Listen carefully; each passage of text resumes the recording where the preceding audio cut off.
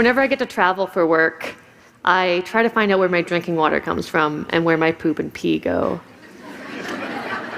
This has earned me the nickname the Poo Princess in my family, and it's ruined many family vacations. Because this is not normal. But thinking about where it all goes is the first step in activating what are actually superpowers in our poop and pee. Yeah. And if we use them well, we can live healthier and more beautifully. Check out this landscape in Santa Fe, New Mexico. Just notice what kind of words and feelings come to mind. This landscape was watered with treated sewage water. Does that change anything for you? I imagine it might. And that's okay.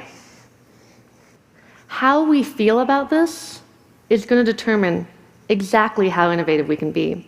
And I want to explain how it works, but what words do I use? I mean, I can use profane words like shit and piss, and then my grandma won't watch the video. Or I can use childish words like poo and pee. Or I can use scientific words like excrement and feces. I'll use a mix. All I got. So this suburb, the poo and the pee in the wash water, is going to this treatment plant right in the middle of the community. And it looks more like a park than a treatment plant. And the poo at the very bottom of all those layers of gravel, not touching anyone, is providing solid food for those marsh plants.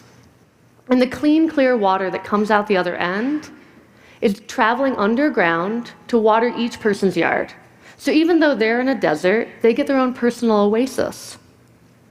This approach is called integrated water management, or holistic, or closed loop. Whatever you want to call it, is in conflict with the status quo of how we think about sanitation, which is contain, treat, push it away. But in this approach, we're doing one step better. We're designing for reuse from the very beginning, because everything does get reused, only now we're planning for it. And often that makes for really beautiful spaces. But the most important thing about this system isn't the technicals of how it works, it's how you feel about it. Do you want this in your yard? Why not? I got really curious about this question. Why don't we see more innovation in sanitation? Why isn't that kind of thing the new normal? And I care so much about this question that I work for a nonprofit called Recode. We want to accelerate adoption of sustainable building and development practices. We want more innovation. But a lot of times, whole categories of innovation, ones that can help us live more beautifully, turn out to be illegal. Today's regulations and codes were written under the assumption that best practices would remain best practices with incremental updates forever and ever. But innovation isn't always incremental. And it turns out how we feel about any particular new technique gets into everything we do, how we talk about it, how we encourage people to study, our jokes, our codes, and it ultimately determines how innovative we can be. So that's the first reason we don't innovate in sanitation. We're kind of uncomfortable talking about sanitation. That's why I've gotten called the Poo Princess so much. The second reason is we think the problem's solved here in the US. But not so. Here in the US, we still get sick from drinking shit in our sewage water.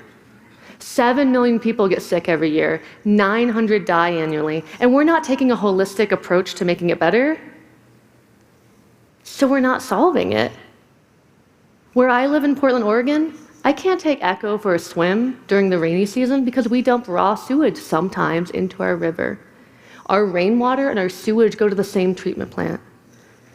Too much rain overflows into the river. And Portland is not alone here. 40% of municipalities self-report dumping raw or partially treated sewage into our waterways. The other bummer going on here with our status quo is that half of all of your poop and pee is going to fertilized farmland. The other half is being incinerated or landfilled. And that's a bummer to me, because there's amazing nutrients in your daily duty. It is comparable to pig manure. We're omnivores, they're omnivores. Think of your poo and pee as a health smoothie for a tree. You know?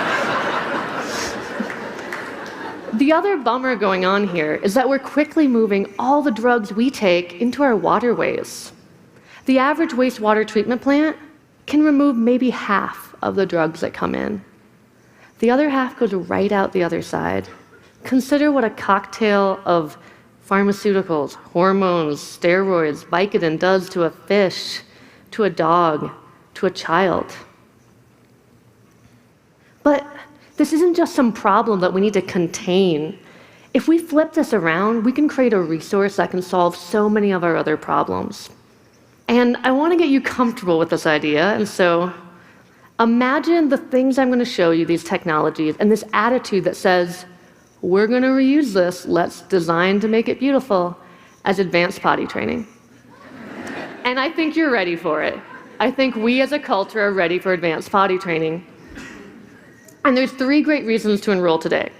Number 1, we can fertilize our food. Each one of us is pooping and peeing something that could fertilize half or maybe all of our food, depending on our diet.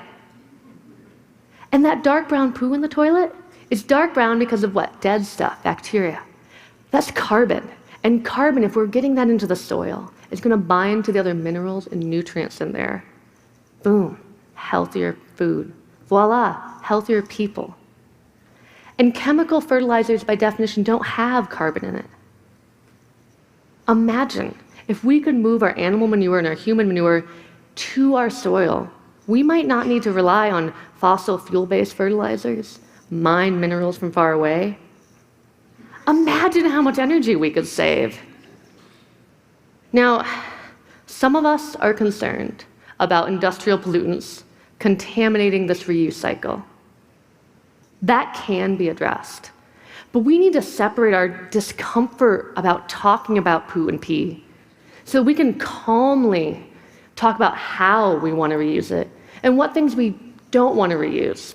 And get this, if we change our approach to sanitation, we can start to slow down climate change. Remember that carbon in the poop? If we can get that into our soil bank, it's going to start to absorb carbon dioxide that we put into the air. And that could help slow down global warming. And I want to show you some brave souls who have had the courage to embrace this advanced potty training approach. So those folks in New Mexico, why'd they do it? Because they're in a desert, because they saved money? Yeah. But more importantly, they felt comfortable seeing what was going down the toilet as a resource. Here's an average house in Portland, Oregon. This house is special because they have a composting toilet, turning all their poo and pee over time into a soil amendment. Their wash water, their shower water, is going underground to a series of mulch basins, and then watering that orchard downhill. When they went to get this permitted, it wasn't allowed in Oregon, but it was allowed in 5 other states nearby. That was Recode's, my organization's, first code change campaign. Here's a great example where the integrated water management approach was the cheapest. This is 3 high-rise residential buildings in downtown Portland, and they're not flushing to the sewer system. How? Well, their wash water is getting reused to flush toilets, cool mechanical systems, water the landscape. And then once the building has thoroughly used everything, aka shat in it, it's treated to the highest standard right on site by plants and bacteria, and then infiltrated into the groundwater right below. And all of that was cheaper than updating the surrounding sewer infrastructure. So that's the last reason we should get really excited about doing things differently. We can save a lot of money. This was the first permit of its kind in Oregon. Brave and open-minded people sat down and felt comfortable saying, yeah, that shit makes sense. Let's do it, you know? So I keep showing examples where everyone's reusing everything on site. Why? Well, when we look at our aging infrastructure, and it is old, and we look at the cost of updating it, 3/4 of that cost is just the pipe snaking through our city. So as we build anew, as we renovate, it might make more sense to treat and reuse everything on site. San Francisco realized that it made sense to invest in rebates for every household to reuse their wash water and their rainwater to water the backyard, because the amount of water they would save as a community would be so big. But why were all these projects so innovative? The money piece, yeah. But more importantly, they felt comfortable with this idea of advanced potty training. Imagine if we embraced innovation for sanitation the way we have for, say, solar power. I mean, think about it. Solar power used to be uncommon and unaffordable, and now it's more part of our web of power than ever before. And it's creating resiliency. We now have sources of power like the sun that don't vary with our earthly dramas. What's driving all that innovation? It's us. We're talking about energy. It's cool to talk about energy. Some folks are even talking about the problems with the limited resources where our current energy is coming from. We encourage our best and brightest to work on this issue: better solar panels, better batteries, everything. So let's talk about where our drinking water is coming from, where our poo and pee are actually going. If we can get over this discomfort with this entire topic, we could create something that creates our future gold mine. Every time you flush the toilet, I want you to think, where is my poop and pee going? Will they be gainfully employed? Or are they going to be wreaking havoc in some waterway? And if you don't know, find out. And if you don't like the answer, figure out how you can communicate to those who can drive this change that you have advanced potty training, that you are ready for reuse. How all of you all feel is going to determine exactly how innovative we can be. Thank you so much.